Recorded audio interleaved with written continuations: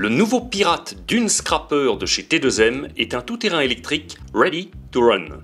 Autrement dit, pré-monté, qui inaugure un look entièrement inédit chez T2M.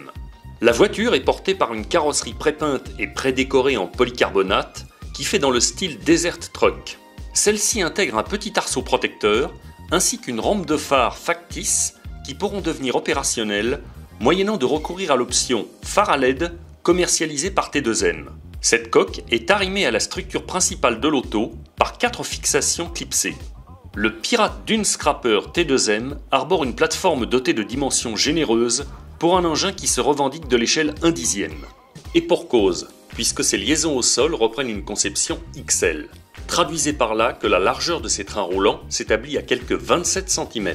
La structure du Pirate Dune Scrapper T2M est bien proportionnée, avec un empattement de 290 mm pour une longueur hors tout de 450 mm.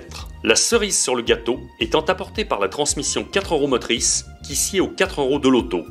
La structure du Pirate Dune Scrapper T2M repose sinon sur un châssis classique à bord relevé qui abrite toute la partie électronique au cœur de sa baignoire. Des éléments dont la répartition des masses a soigneusement été calculée de façon à optimiser l'équilibre général de l'auto en fonctionnement ainsi que son centre de gravité.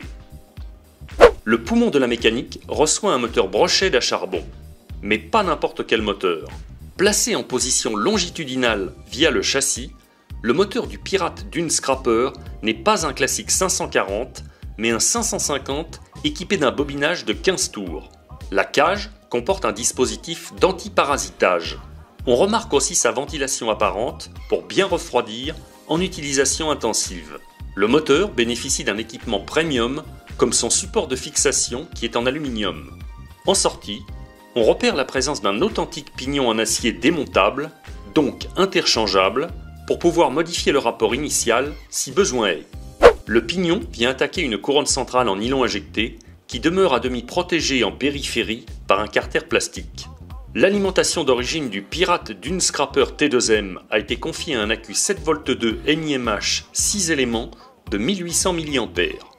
Celui-ci est équipé d'une prise DIN en sortie et T2M l'accompagne d'un petit chargeur à brancher sur une prise secteur pour effectuer sa recharge. La voiture pourra également être alimentée par un accu LiPo2S de 7V4.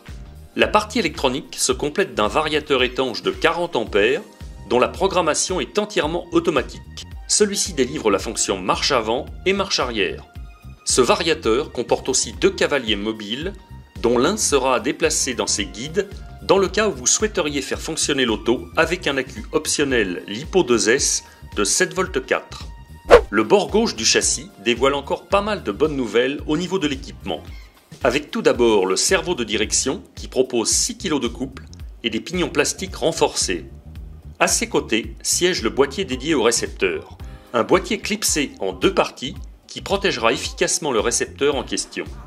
Passons maintenant au train roulant, avec pour commencer le train avant qui reprend une épure classique à double triangulation et qui se targue d'une bonne assise au sol grâce à ses bras longilignes. En fonctionnement, celui-ci se montrera très directif.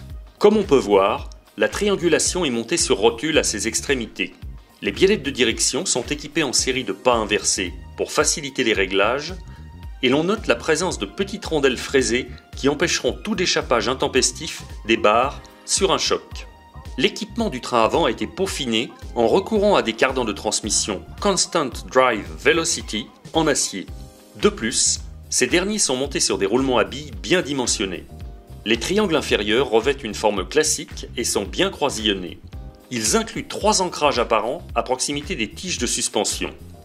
Mais dans l'absolu, les amortisseurs du Pirate Dune Scrapper T2M ne disposent que d'un ancrage fixe unique sur ses bras.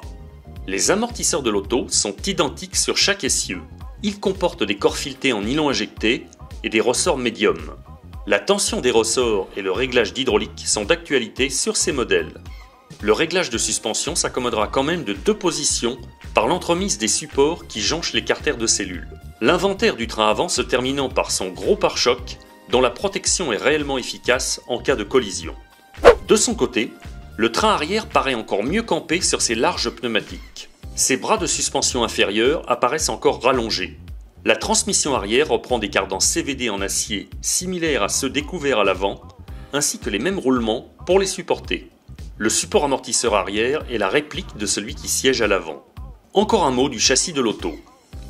Il s'agit d'un châssis de type baignoire à bord relevé, fabriqué en résine ABS. Un matériau qui se veut à la fois léger et très résistant. Ce châssis fait appel à de la visserie fraisée. Il est incliné par pliage sous la cellule avant pour augmenter la garde au sol et favoriser le franchissement.